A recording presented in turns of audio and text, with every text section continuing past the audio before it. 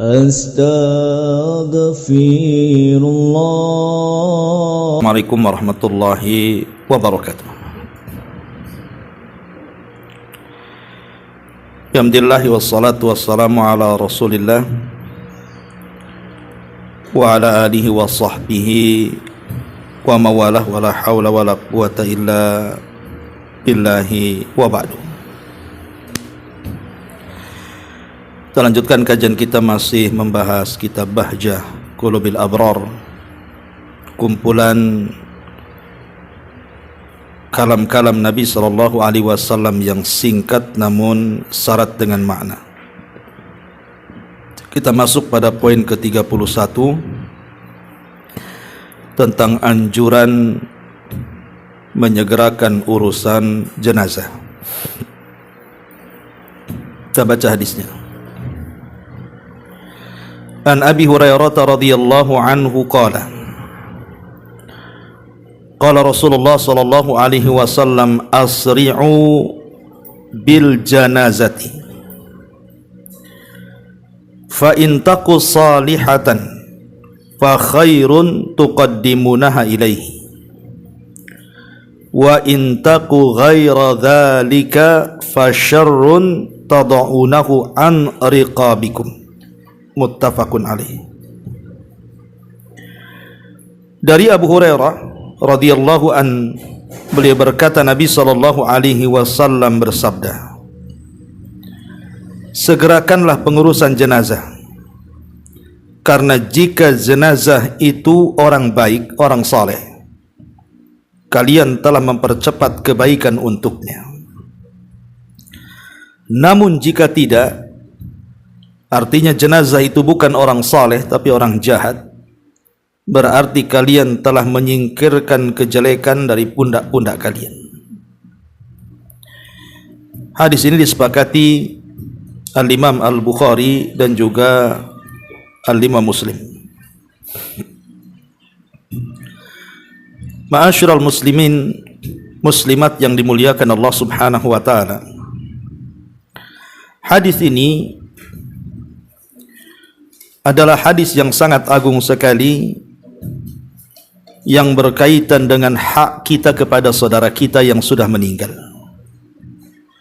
Baik yang sudah atau yang meninggal ini keluarga kita, tetangga kita, ataupun saudara-saudara kita seiman. Maka kewajiban kita seorang muslim adalah mengurus jenazahnya, memfardu kifayahkan jenazahnya.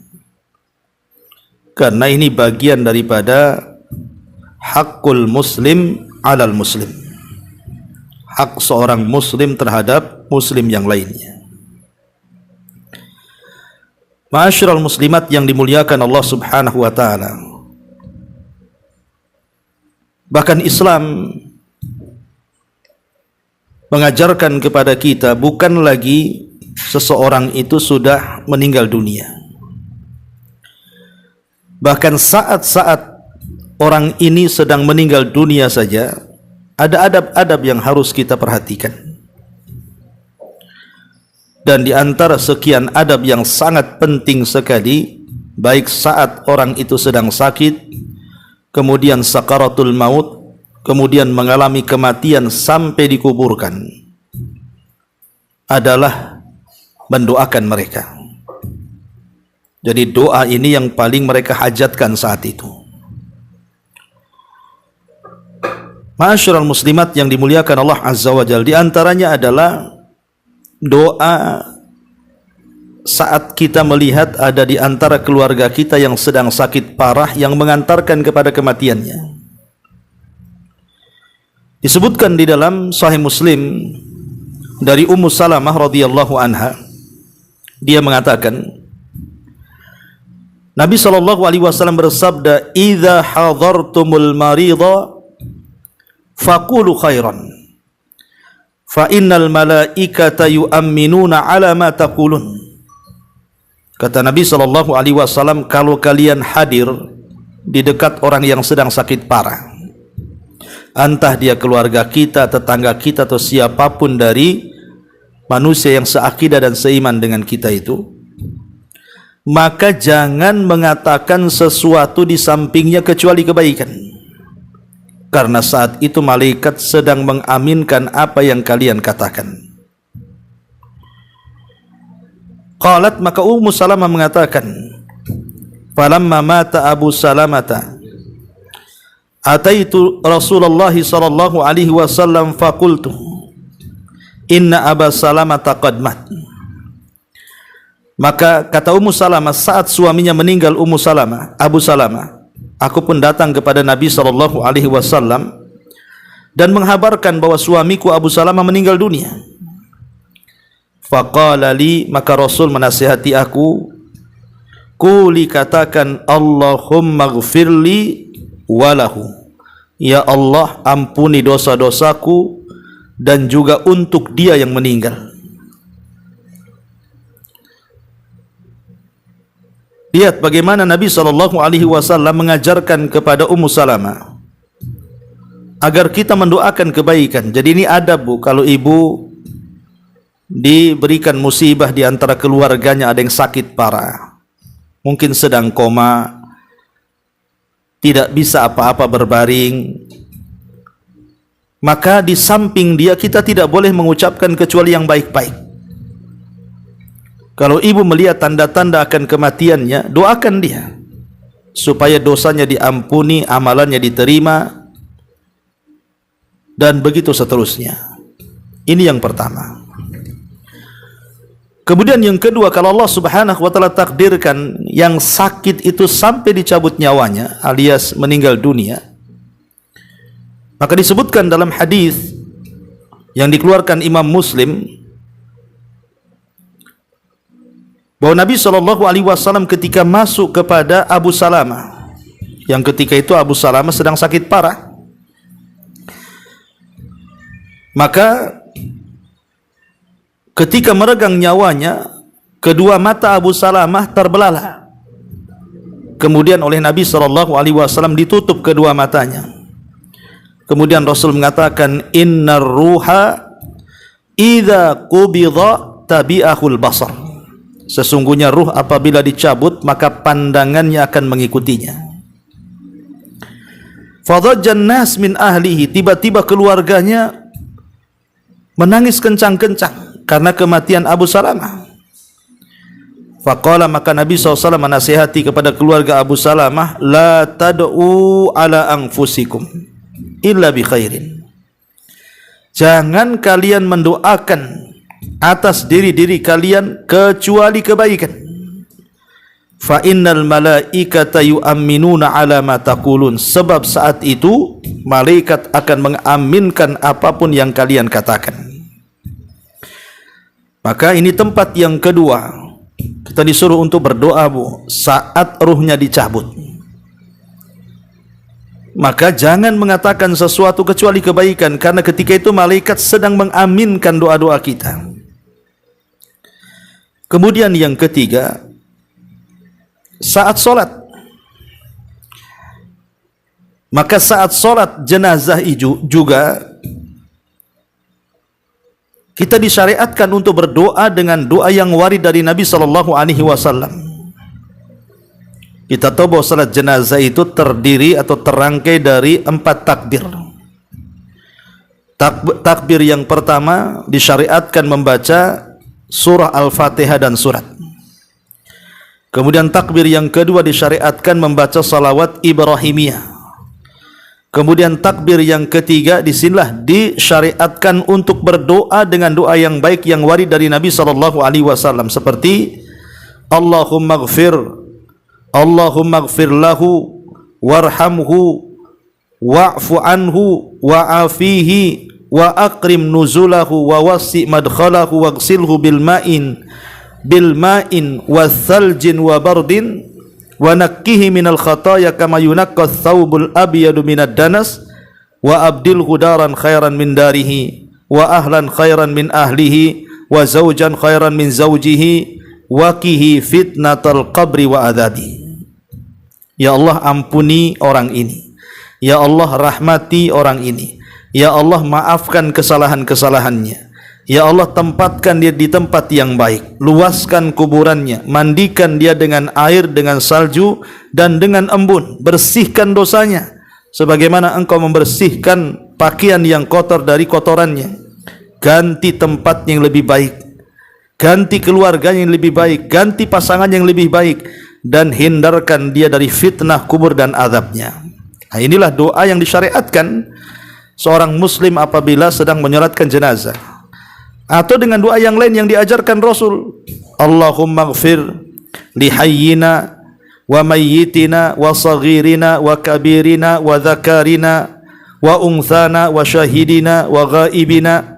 Allahumma man ahyaitahu minna fa ahyihi alal iman wa man tawaffaitahu minna fatawaffihi alal islam. Allahumma la tahrimna ajrahu wa la tudillana ba'dahu. Ya Allah, ampuni terhadap orang yang masih hidup di antara kami, orang yang sudah mati di antara kami, anak-anak kami, orang dewasa kami, laki-laki kami, perempuan kami, yang kami saksikan, yang tidak kami saksikan. Ya Allah, siapapun yang kau hidupkan, maka hidupkan dia di atas iman. Siapapun yang kau wafatkan, wafatkan dia di atas Islam. Dan jangan kau haramkan pahalanya, dan jangan kau sesatkan setelahnya. Nah, ini juga diantara doa yang dibaca saat melaksanakan sholat jenazah. Dan banyak lafaz-lafaz yang diajarkan Nabi SAW. Dan saat inilah yang mereka hajatkan. Ini kesempatan seseorang itu menyolatkan orang lain, apalagi kalau seandainya yang meninggal itu orang tuanya.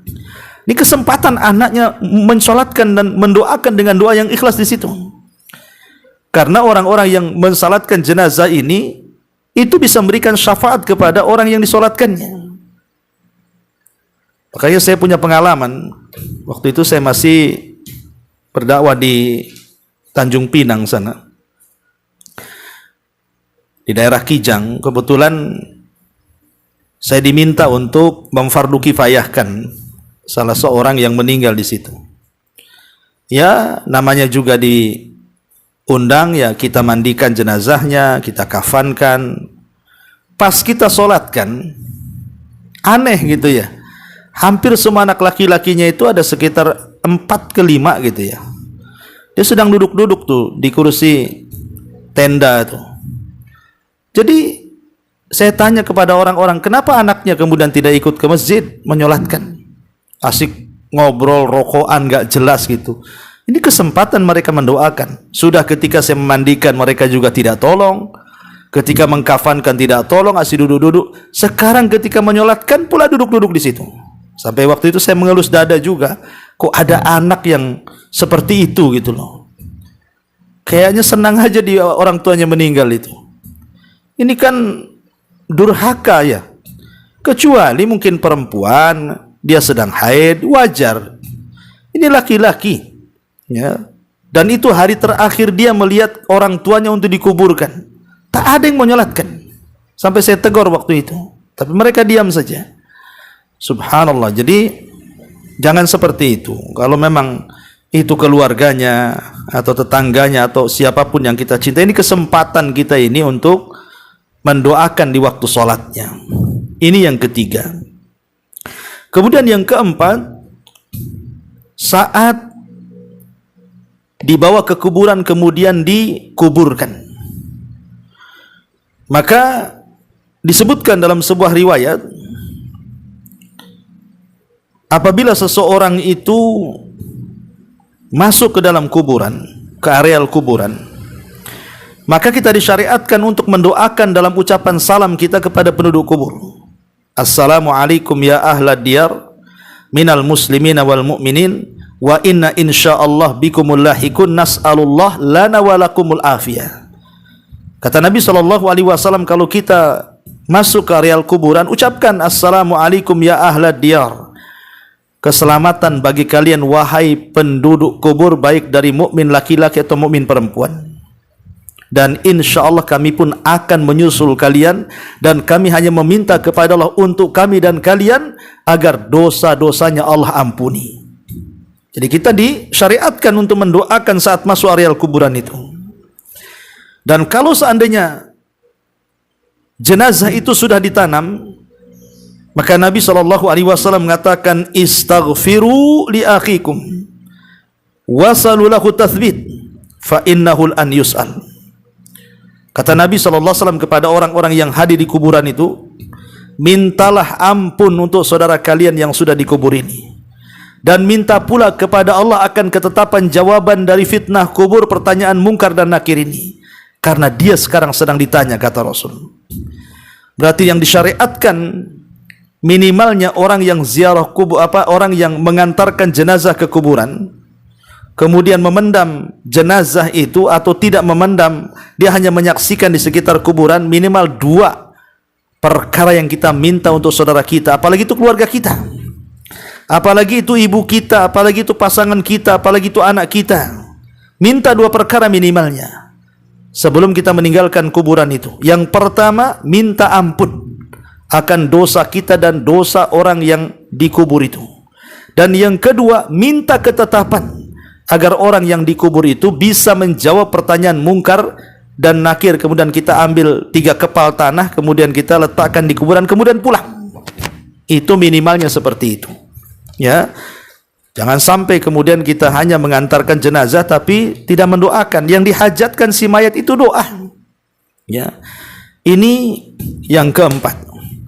Kemudian yang kelima, tentu saat kita berziarah, entah seminggu setelahnya kita ingin ziarah kubur, dan sunnah bagi laki-laki, tapi bagi wanita jarang-jarang boleh, tapi jangan sering. Maka saat berziarah juga kita mendoakan, Rabbana ighfir lana wa li ikhwanina alladhina sabaquna bil iman wa la taj'al fi qulubina ghillan lil ladzina amanu rabbana innaka raufur rahim. Ya Allah, ampunilah dosa-dosa kami dan dosa-dosa saudara-saudara kami yang telah mendahului kami dengan keimanan. Ya, kita mendoakan mereka. Inilah 5 tempat doa yang sangat dihajatkan si mayat. Jangan sia-siakan. Ya, saya ulang, ketika dia mengalami sakit parah, mendekati sakaratul maut, kemudian yang kedua setelah dicabut ruhnya, maka 2 tempat ini jangan mengatakan kecuali yang baik-baik. Kemudian yang ketiga saat salat, kemudian yang keempat saat dikuburkan, dan yang terakhir saat ziarah kubur. Inilah tempat-tempat doa mustajab bagi si mayat, jangan ditinggalkan. Ma'asyiral muslimat yang dimuliakan Allah Subhanahu wa taala. Kemudian yang kedua pembahasan kita dalam hadis yang kita baca ini mengajarkan kepada kita tentang adab, etika, bagaimana kita ini beradab dengan jenazah. Apa saja adab kita ini dengan jenazah ini? Apabila ada saudara kita yang meninggal dunia, pertama, adab yang harus kita lakukan, Bu, adamun niyahati. Jangan sampai kita ini selaku keluarga melakukan niyahah.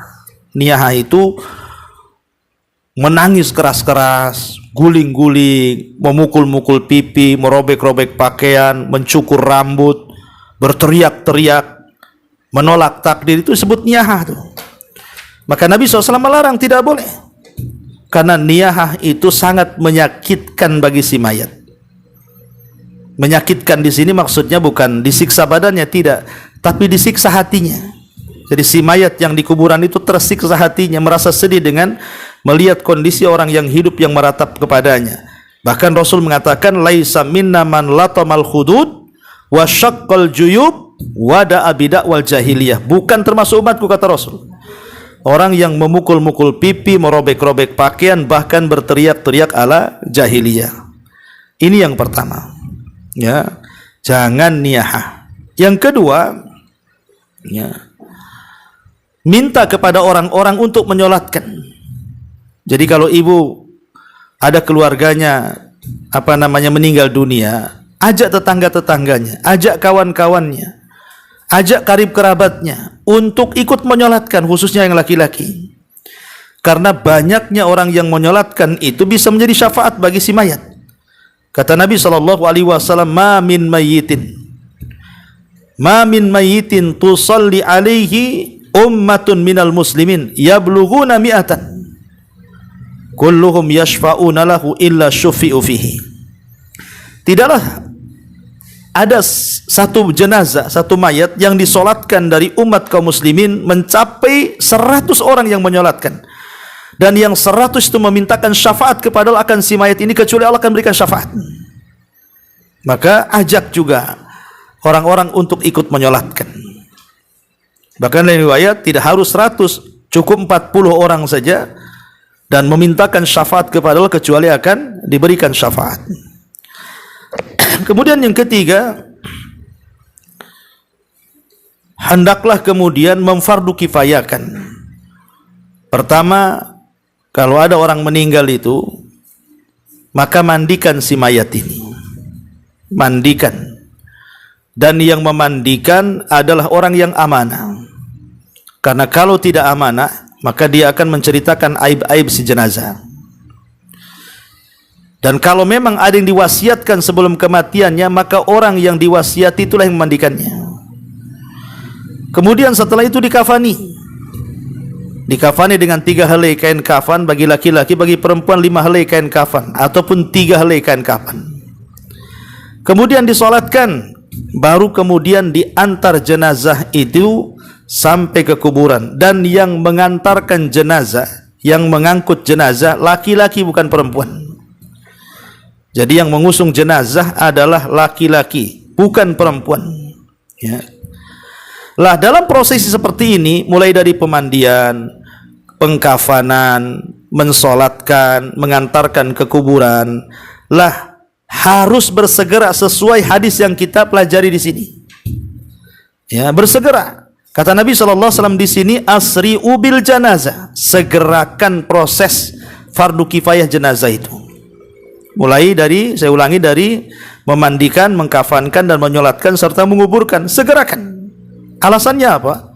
Karena Rasul yang mengatakan fa in taku salihatan fa khairun tuqaddimunaha ilaihi. Kalau si mayat ini orang baik, di masa hidupnya dia taat, di masa hidupnya dia ahli ibadah, muamalahnya juga bagus dengan masyarakat, akidahnya juga lurus, maka itu kebaikan yang disegerakan untuk si mayat. Tapi kalau dia orang jahat semasa hidupnya, sholat pun tidak, gitu kan, minum khamr, berzina, minum judi, zalim, pokoknya tidak pernah beribadah, maka kalau kita menyegerakan itu sama dengan melepaskan keburukan. Karena dikhawatirkan kalau seandainya dia ada di rumah kita dan tidak disegerakan dikuburkan, Allah turunkan azab bagi dia, yang kemudian kita pun ikut terlibat dalam azab itu. Wattaqu fitnatal la tusibanna alladziina zalamu minkum khassah. Takutlah akan fitnah yang kalau Allah turunkan bukan hanya terkena kepada orang-orang yang zalim saja di antara mereka, tapi orang baik pun terkena imbasnya. Maka dengan menyegerakan orang jahat itu, dengan berarti telah melepaskan kita dari keburukannya. Jadi dua-duanya disegerakan, mau dia orang baik, mau dia orang jahat, segerakan. Kalau dia orang baik, biar cepat dia merasakan nikmat kubur. Itu dalam bentuk kasihan kita dengan orang tua kita, dengan saudara kita, dengan pasangan kita yang sudah meninggal. Kalau dia orang baik, supaya dia lebih tenang lagi. Bahkan boleh jadi kalau dia mendapatkan nikmat kubur, hidupnya lebih senang dibandingkan orang yang hidup di dunia, kan itu. Tapi kalau dia orang jahat, maka hidupnya jauh lebih susah dibandingkan sebelum kematiannya. Karena Rasulullah SAW mengatakan seperti itu. Ya, maka ini adab, segerakan jenazah itu, dan ini bagian daripada fardu kifayah. Kalau sudah ada yang melaksanakannya, berarti gugur bagi yang lainnya. Nah, kemudian bagi kita yang kemudian mengantarkan jenazah menggunakan kendaraan, entah motor, entah mobil, maka jangan di depan jenazah, tetapi kita iringi dari belakangnya. Dan itu berdasarkan hadis ar-raqib khalfal janazah wal mashi haitsu sya'a minha. Adapun yang berkendaraan, kata Rasul, hendaklah berjalan di belakang jenazah. Tapi yang berjalan kaki terserah dia, mau di depan, mau di samping, mau di depan, tidak ada larangan. Tetapi yang berkendaraan, dan umumnya sekarang kan memang berkendaraan, apalagi areal kuburan sangat jauh dari sini ke Batu Besar atau ke Temiang atau ke mana dari sini ke daerah Sungai Panas itu kan jauh, tidak mungkin jalan kaki. Rata-rata kan pakai kendaraan, motor, mobil. Maka sebagai adab kita iringi jenazah dari belakang. Anda yang pakai mobil, Anda yang pakai motor, maka dari belakang jenazah. Ya, kecuali yang berjalan kaki ya terserah, ya. Tapi kalau di Batam ini rasa-rasanya berjalan kaki nggak ada ya, kecuali yang dekat-dekat rumahnya dengan kuburan. Ya. Ma'asyiral muslimat yang dimuliakan Allah Subhanahu wa taala. Kemudian juga di antara adabnya, jangan mengikuti jenazah itu melakukan hal-hal yang menyimpang dari syariat. Tidak boleh ya menyimpang daripada syariat itu. Ya, umpamanya melakukan hal-hal yang tidak dicontohkan dalam pengiringan jenazah sampai di kuburan dengan melaksanakan ritual-ritual yang tidak ada contohnya. Ya. Kemudian juga ketika mengantarkan jenazah itu disunahkan kepada yang hadir yang mengikuti jenazah itu untuk berdiri, jangan duduk sampai jenazahnya diletakkan. Jadi kalau kita ini mengantarkan jenazah ke kuburan, jangan dulu duduk. Biar jenazahnya diletakkan dulu, setelah dikubur baru kita boleh duduk. Itu pun perhatikan, jangan sampai duduk di atas kuburan orang atau menginjak kuburan orang. Ya. Kemudian setelah itu kita doakan istighfar dan doakan ketetapan dengan jawaban-jawaban yang ditanya oleh mungkar dan nakir itu. Dan kalau memang dia orang baik, termasuk adab juga, kita boleh memujinya. Memang si jenazah ini semasa hidup memang orang baik, ahli sholat, ahli ibadah, muamalah dengan kita pun bagus, dengan tetangga pun tidak ada celah, tidak ada aib gitu kan. Maka kita boleh memujinya. Kita harus memuji, memang dia orang baik.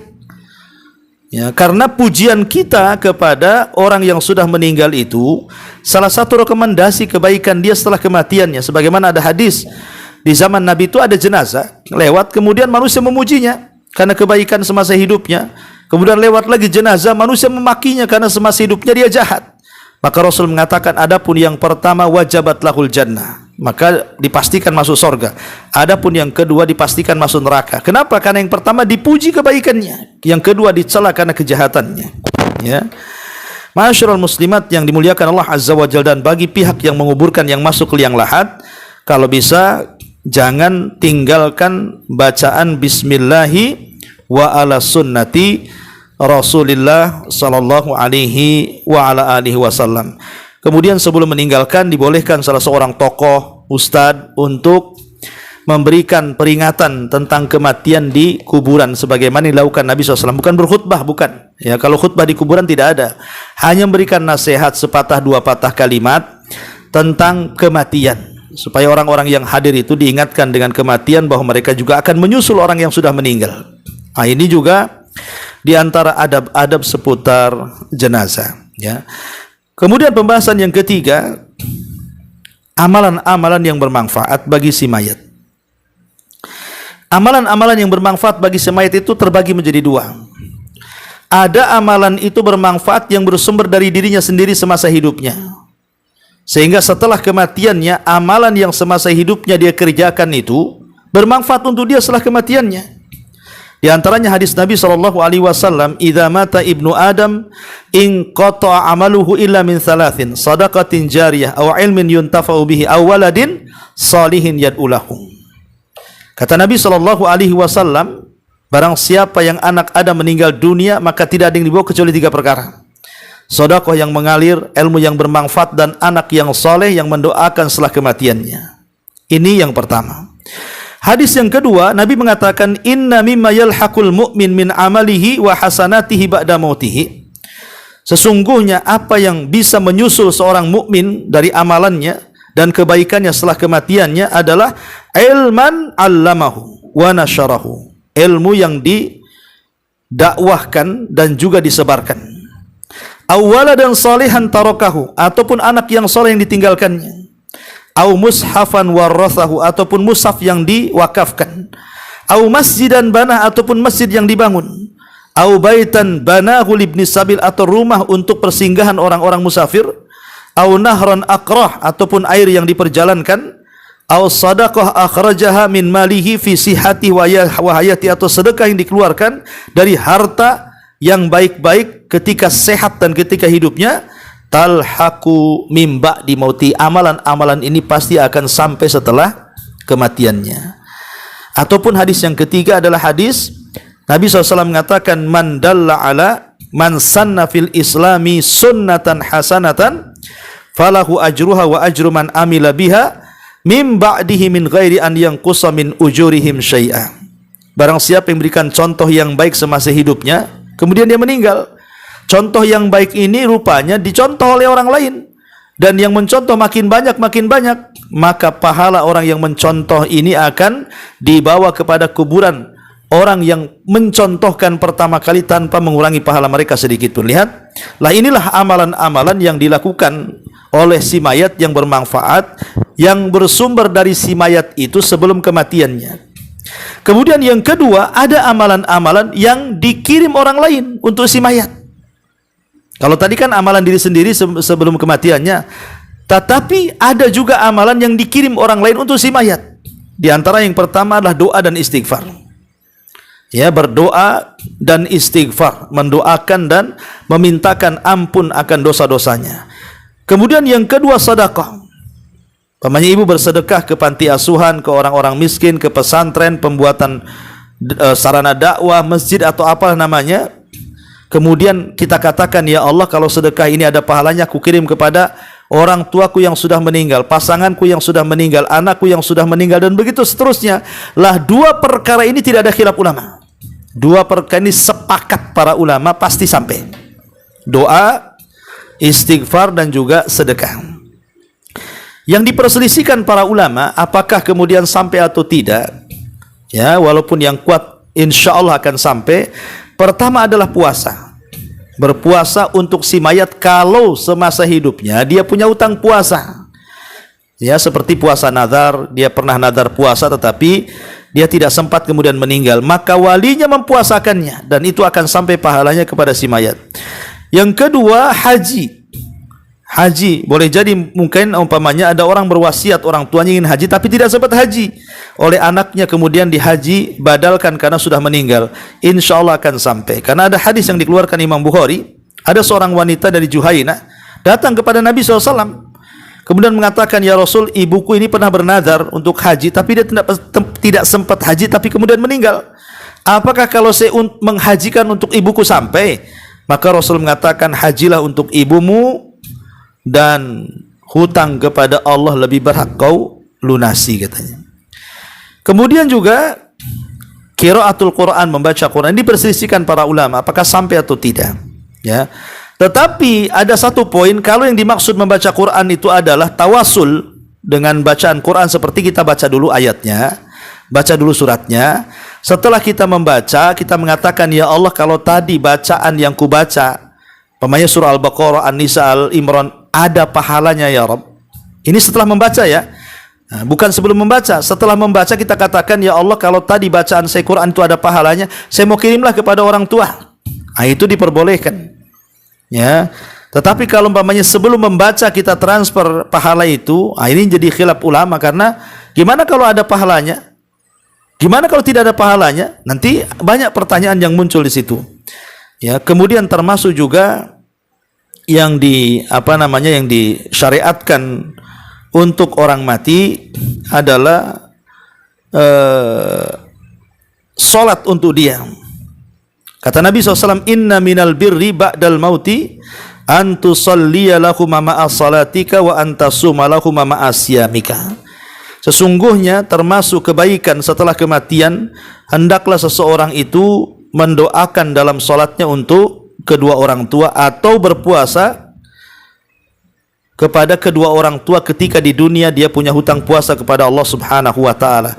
Dan banyak lagi amalan-amalan di antara yang disebutkan oleh para ulama. Taib, kita masuk kepada pembahasan bukunya, kita baca sedikit di sini. Perhatikan bukunya. Kata Syekh As-Sa'di rahimahullahu taala di sini, termasuk anugerah besar dari Allah kepada hamba-hambanya yang beriman, di mana amal ibadah yang mereka kerjakan secara berkesinambungan dan menjadi kebiasaan mereka apabila mereka Afwan, ya, salah baca, ya. Di sini hadis ini mengandung permasalahan-permasalahan usul ataupun furu', cabang-cabang. Kalimat asri'u bil janazah, segerakan pengurusan jenazah itu, maksudnya menyegerakan pengurusan jenazah ini meliputi 1. Memandikan, 2. Mengkafani, 3. Membawa ke kuburan, dan semua hal yang berhubungan dengan pengurusan jenazah. Segerakan, ya. Oleh karena itulah hukum pengurusan termasuk fardu kifayah. Maksudnya kalau sudah ada yang ngurus, gugur bagi yang lainnya, gitu maksudnya, ya. Kemudian kata beliau, contohnya adalah seseorang yang meninggal mendadak, maka perlu ditunda pengurusannya sampai benar-benar dipastikan kematiannya. Karena bisa jadi dia hanya terkena stroke. Demikian pula sebaiknya ditunda pengurusannya agar semakin banyak yang menghadiri jenazahnya atau menunggu kehadiran orang-orang yang memiliki hak atasnya seperti kerabat atau semisalnya. Rasul menyebutkan alasan penyegeraan urusan jenazah itu, yakni sebagai manfaat bagi si mayat itu sendiri agar dia segera mendapatkan kebaikan berupa kenikmatan dalam kuburnya, atau demi kemaslahatan bagi yang masih hidup agar segera dijauhkan dari kejelekannya kalau si mayat itu orang jahat, ya.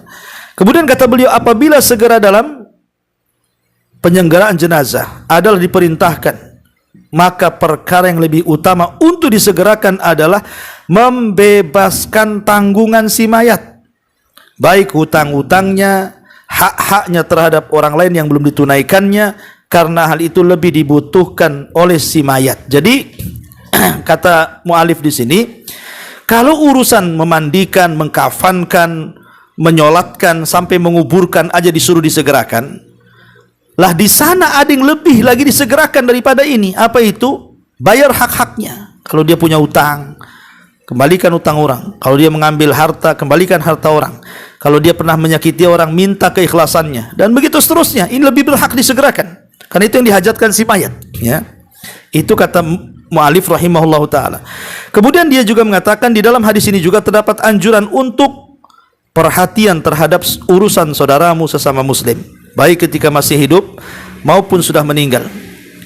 Dan terdapat anjuran pula untuk menyegerakan sesegera sesuatu yang mengandung kebaikan dalam urusan agamanya maupun dunianya. Sebagaimana dalam hadis ini pula terdapat anjuran untuk menjauh dari segala penyebab kejelekan dan menjauh orang-orang yang jahat sampai pada satu keadaan yang seseorang ditimpa musibah disebabkan karena bergaul dengan mereka. Jadi kata mu'alif di sini, kenapa kita harus menyegerakan jenazah itu? Karena ini bentuk perhatian kita kepada saudara kita. Nabi mengatakan, la yu'minu ahadukum hatta yuhibba li akhi ma yuhibbu li nafsi. Tidak sempurna iman seseorang itu sampai dia mencintai saudaranya seperti mencintai dirinya sendiri, baik saudara kita ini masih hidup ataupun sudah meninggal. Ya, ketika dia masih hidup, ya kita menolong, membantu, memberikan kebahagiaan kepada hatinya. Maka ketika dia sudah meninggal, maka kita pun yang memfardu kifayahkan. Nah, ini bentuk keimanan yang sempurna, mencintai saudaranya sesama muslim, ya. Kemudian kata beliau, hadis ini juga mengandung penetapan akan adanya kenikmatan dan azab di dalam barzah. Jadi kalau seandainya, kenapa kita harus menyegerakan jenazah itu? Supaya dia cepat mendapatkan, cepat ditanya, cepat berhasil menjawab pertanyaan, dan dia mendapatkan nikmat yang jauh lebih nikmat dibandingkan dia hidup di dunia, yang disebut dengan nikmat kubur. Jangan ditangisi. Terkadang orang yang mati ini orang baik, orang soleh, kita malah sedih, ya. Justru dia senang dengan kematiannya. Karena apa? Pertama, dia telah berlalu keperitan, kesusahan dunia. Yang kedua, dia memulai dengan kenikmatan akhirat. Sementara kita yang menangisi belum tentu lebih baik dibandingkan dia, kan begitu. Maka yang disyariatkan bukan menangisi, tetapi mendoakan, ya. Kemudian juga di sini banyak sekali hadis-hadis Nabi yang menunjukkan hal tersebut. Maksudnya ada nikmat dan azab kubur itu.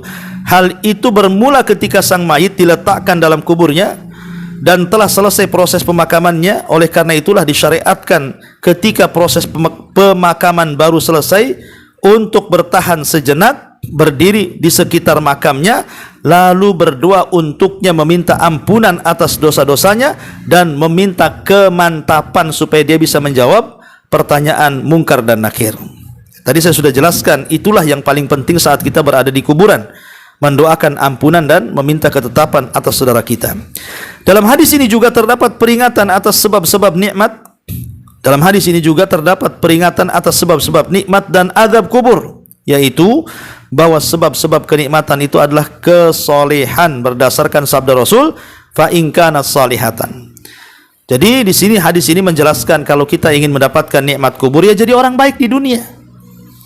Kalau kita ingin mendapatkan kebaikan di kuburan atau setelah kematian, ya jadi orang baik di dunia. Karena ada istilah para ulama itu, ad-dunya mazra'atul lil akhirah. Dunia ini tempat bercocok tanam untuk kehidupan setelah kematian. Kalau dia tanam kebaikan, dia tuai kebaikan. Kalau dia tanam keburukan, ya dia tuai keburukan. Begitulah al-jaza min jinsil amal, bahwa balasan itu disesuaikan dengan amalannya. Maka kata beliau, fa in taku salihatan, adapun jika jenazah itu soleh, maksudnya kesalehan adalah satu kalimat yang mencakup atas sikap percaya dan taat kepada Allah dan Rasulnya, yakni mempercayai segala berita kebenaran, melaksanakan segala perintah, menjauhi segala larangan. Sedangkan azab kubur penyebabnya adalah tidak adanya kesolehan, baik karena ragu terhadap agama, berani melakukan hal-hal yang diharamkan, atau karena meninggalkan sesuatu yang wajib. Seluruh sebab-sebab yang dirinci di dalam hadis-hadis dan athar-athar ini semuanya bermuara kepada tiga hal tersebut.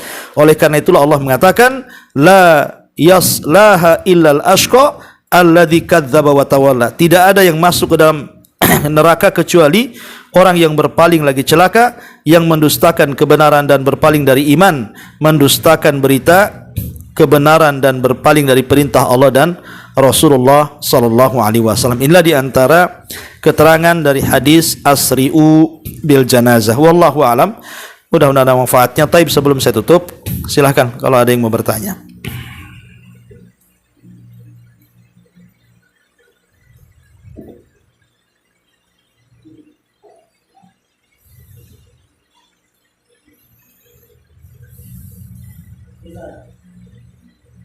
Enggak ada.